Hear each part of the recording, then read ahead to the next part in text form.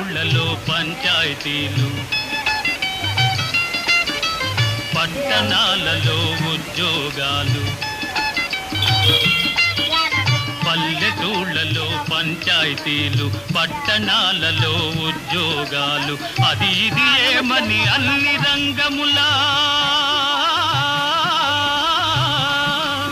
అది ఇది ఏమని అన్ని రంగముల మగధీరులనెదిరించారు, నిరుద్యోగులను పెంచారు.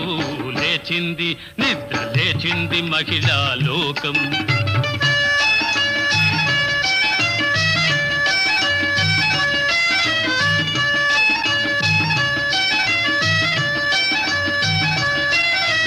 చట్టసభలలో సీట్ల కోసం